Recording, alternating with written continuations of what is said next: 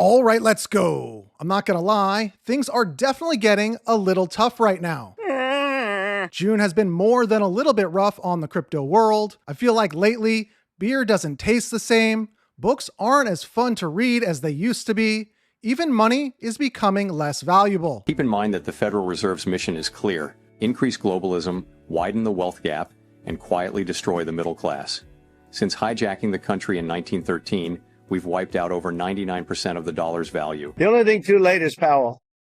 Powell's too late. Too late, Powell. Personally, I wish we could go back to a simpler time, like when Everything's computer. So, of course, we know about the 3 big bombs that were dropped on Iran over the weekend. If you're anything like me, you're old enough to remember the original Operation Midnight Hammer. But in reality, we've actually learned a lot since my last video. We learned that it's an easy transition from being a tariff expert to becoming an expert in Middle East conflict. We learned that no kings includes no walking, no hiking, and definitely no biking. We learned the importance of names. Honestly, I couldn't give 2 shits if the guy's name is Jose, Alex, Pepe, Panchito, Nacho Libre, Chachito, Cholito, Paposito, or whatever. We learned that you can't forget to take your vitamins. We learned that although her mind is weak, Jasmine Crockett's clothing is made of the strongest materials in the world. We learned that Iran is now using the pronouns was and were.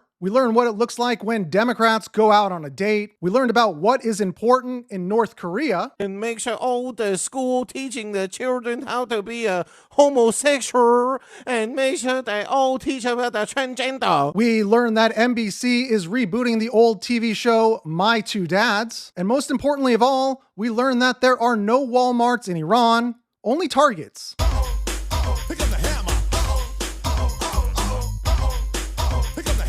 Here is SEC Chairman Paul Atkins talking about the biggest story in crypto right now. I'm hoping that these 2 bills, the Clarity Act and the Genius Act, will make it through Congress and to the president's desk, and that he'll sign them. But in the meantime, we will go forth and help to bring clarity to these markets. And we know that the Genius Act has passed through the Senate with a 68-30 vote. It now moves on to the House, where there is still some uncertainty, with the president saying that hopefully they will move lightning fast and get it to my desk ASAP. No delays, no add-ons. Attorney James Filan says Ripple has filed a supplemental letter in support of the motion for an indicative hearing. And here's a translation from Ellie Tourette. The SEC and Ripple have filed a status report with the Second Circuit and are asking it to keep a pause on the appeals while waiting on a decision from the district court. We also see that after just 3 days of trading, the first XRP spot ETF from 3iQ has accumulated $32 million worth of XRP under management. And this could be interesting. Cardano founder seeks to provide much better yields for XRP holders. This article goes on to say that Charles Hoskinson proposes a solution to enhance yields for XRP holders. The initiative seeks to address XRP community concerns and boost profitability, potentially integrating Cardano's technology to optimize staking or investment opportunities for XRP holders. Hopefully Chuck is able to deliver on his promise, cause growing a beard doesn't really make a difference. And check this out real quick. For anyone looking to maximize their crypto profits without having to deal with charts and market volatility, there's now a smarter way to trade. It's called Cortex Trade, and I want to thank them for sponsoring this video. Cortex uses an AI-powered bot that runs 24/7, making real-time decisions based on market trends, news, volume, and social sentiment. Cortex Trade is fully automated, beginner-friendly, and connects directly to top exchanges like Binance, Bybit, and KuCoin. You get full control of your dashboard, allowing you to see your trades, profits, and performance at any time. Cortex minimizes the risk of capital loss through smart tools such as stop losses, take profits, and risk management strategies. They also allow you to try the platform first. With their demo mode, you can use virtual funds to test how the bot performs. You'll see exactly how it reacts in real time before investing any of your own crypto. So I'll leave some links below for you to check out Cortex Trade, and of course, do your own research. All right, we'll check in on some updated target price levels here in just a minute, But first, let's take a look at some other top headlines. I think stablecoins could reinforce dollar supremacy, because with stablecoins could end up being one of the largest buyers of U.S. treasuries or T-bills. Mm-hmm. So all of a sudden, if you are using a stablecoin in Nigeria that's backed by the U.S. dollar, you don't actually have to have dollars. It's on your phone. You can transact. So I think there's a very good chance that crypto is actually one of the things that locks in dollar supremacy. Alex Jose Padilla is attempting to monetize his recent name change with his new tequila line, Jose Cuervo. Fact is, we have a strong president, a decisive president, and the most lethal military in the world. Y'all have been reaching for a beating for too goddamn long. We've been letting shit slide like diarrhea at a playground, but I promise you we will not have no more tomfoolery. This was a live look at the grave of former Senator John McCain after the Iran bombing. President Trump now also posting that if Iran doesn't stop this war within 24 hours, he will be sending in our best hitman, Hillary Clinton, saying she has 100% accuracy and has never failed a mission. And you can make of this what you will, but we all know now that he clearly wasn't lying about dropping Chris Christie. New York Representative Jerry Nadler held a press conference to demand ICE agents stop wearing face coverings. The irony is just unbelievable. On a more serious note, he was later taken to the hospital in critical condition after being suffocated by his own pants. The stablecoin issuers cannot pass on interest Why? to the token holders. Why is that? Look, I mean, I don't know if there's a great principled reason. This was a compromise that was necessary to get the support of the banking industry, quite frankly. They see it as competition, I'm betting. Well, there was a lot of concern from community banks that if stablecoins were paying 5% interest, it would put them out of business. I think that concern, although understandable from them, I don't think that that's what would have happened. But these are the types of compromises, quite frankly, that you need in order to pass legislation.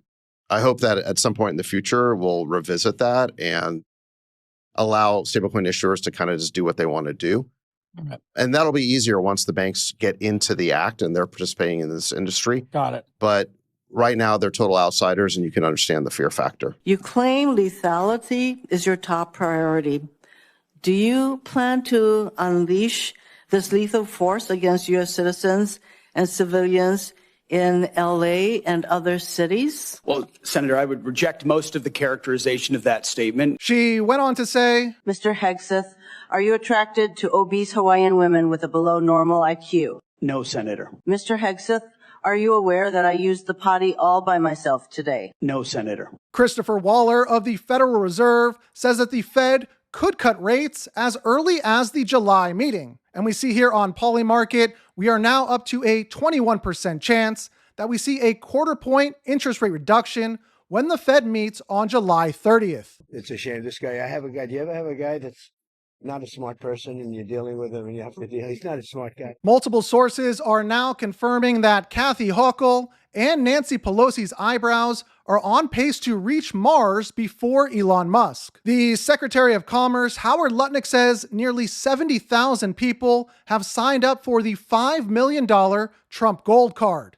If true, this would generate $350 billion in revenue. And Paramount Pictures is looking to cast Nancy Pelosi in the new movie, Top Gun: Midnight Hammered. All right, let's take a look at some target price levels for both XRP and Bitcoin.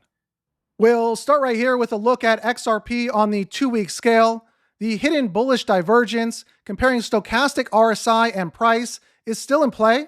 If BTC fills the CME gap, which we'll discuss here in just a minute, it is definitely probable that we'll see XRP dip down to this 160-ish level, which is this orange box, to get hit for a nice DCA opportunity. We really need to pay close attention to the SRSI. This needs to cross back above the 20 level, which is this green line, for bullish momentum to return.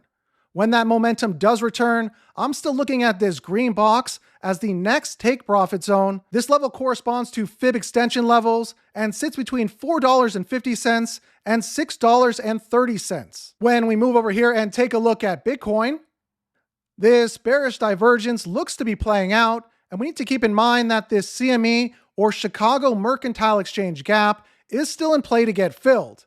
If it does fill, it would drop the price of BTC to around the 91,970-ish level. There is still also the 21-week EMA, which is this blue line. It corresponds to the top of the descending broadening wedge pattern at around the $96,000 level. The light blue line shown is also a very strong resistance line that has been past resistance for many years. If Bitcoin is able to break this level, I will be looking at this area around $122,000, as this corresponds with the measured move from the breakout we had of the descending broadening wedge pattern. So you know I'll be watching, and I'll keep you updated with any new information. In this world, you can either be elegant with lies, or you can be brutal with the truth, but you can't be both. It is kind of ironic that the same people that are okay with Iran having a nuke don't think you should be able to have a gun. Always remember that we all have skills. It's just about how you harness them. When all else fails, just make sure you always try to smile like a guy who knows he'll never have to settle for a hand job. And if you have a couple more minutes, you may also like this video right here, an urgent message from Ripple about the price of XRP. Until the next time, be safe.